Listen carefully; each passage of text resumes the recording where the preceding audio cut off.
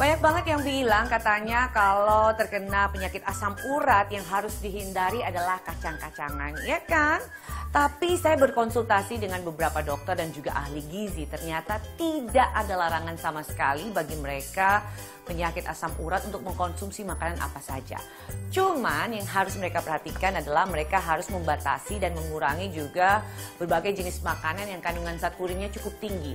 Kenapa harus dikurangin? Karena pada saat mereka mengkonsumsi makanan yang zat purinnya cukup tinggi, itu persendian akan terasa nyeri, kaki itu bisa bengkak dan kalian nggak bisa jalan. Nah, nggak mau dong seperti itu.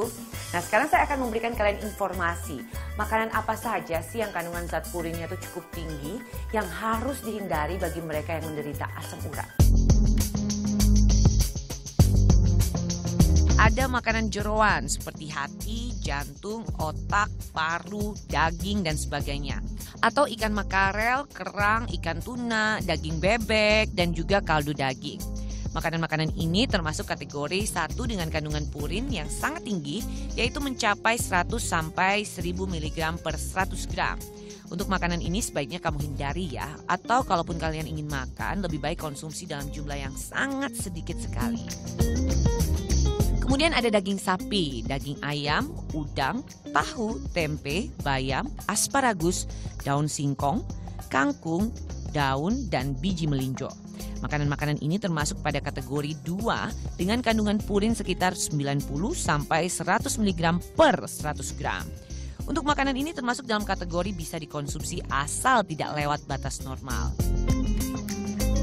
Terakhir ada makanan dengan kandungan purin rendah seperti nasi, ubi, singkong, jagung, bihun, roti, susu, keju, sayuran, dan juga buah-buahan. Makanan-makanan ini bebas dikonsumsi setiap hari, tapi dengan catatan, makan sesuai dengan keperluan ya.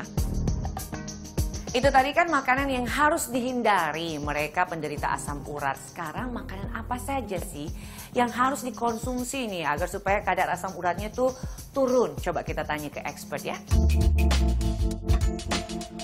Makanan untuk memulihkan, menetralisir nggak ada.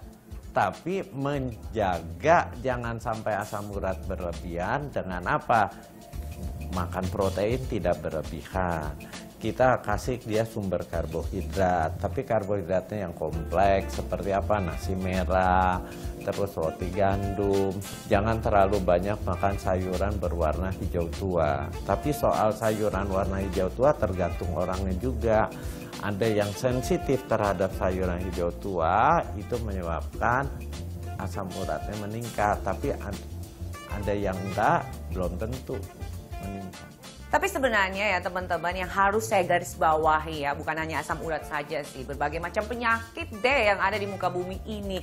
Yang pasti dengan pola makan yang sehat, dengan gaya hidup yang sehat, yang harus kita terapkan dalam kehidupan kita sehari-hari. Sehingga berbagai macam penyakit itu bisa lewat. Jangan lupa ya update terus informasi penting di One Day Food setiap hari Senin sampai dengan Jumat jam 2 siang. Bersama saya Rizalgi, sampai jumpa. Karena katanya ini adalah menu favorit di tempat sini, saya pengen nyobain banget apa sih rasanya sampai benar-benar jadi favorit di sini.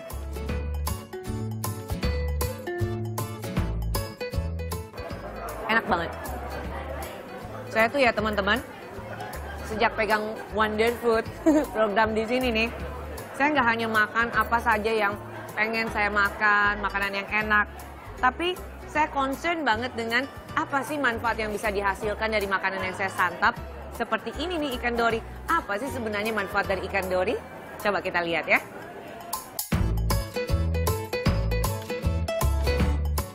Ikan dori bisa meningkatkan kecerdasan pada bayi karena kandungan omega 3-nya sangat tinggi.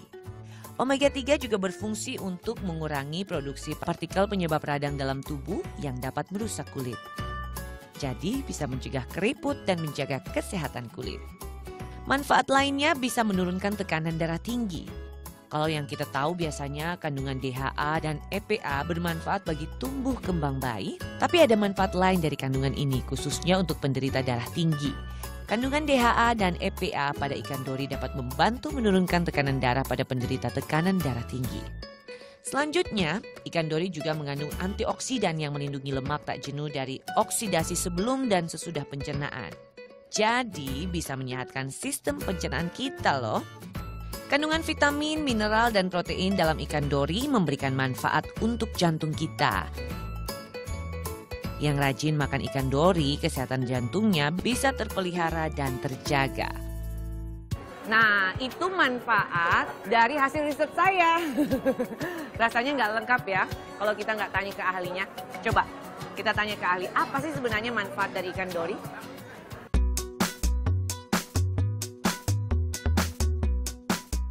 Kandungan ikan dori itu bagus, dia sebagai sumber protein hewani. Kita tahu fungsi protein buat beragam, buat daya tahan, buat pembentukan sel, regenerasi sel, mengembalikan sel yang rusak, buat pertumbuhan, itu bagus karena dia protein hewani. Artinya dia itu akan digunakan oleh sel-sel tubuh kita secara efisien. Ya, pertama. Kedua, ikan dori mengandung apa? Asam lemak omega 3. Asam lemak omega 3 itu asam lemak yang sehat, yang bagus bagi apa? Dia bagi tubuh kita karena apa? Karena dia akan membentuk membran sel. Membran sel itu ada lapisan luarnya, namanya membran. Nah, itu dibentuk dari omega 3. Kemudian, omega 3 bagus juga untuk apa? Mengontrol kadar trigliserid darah. Dan omega 3 bagusnya apa?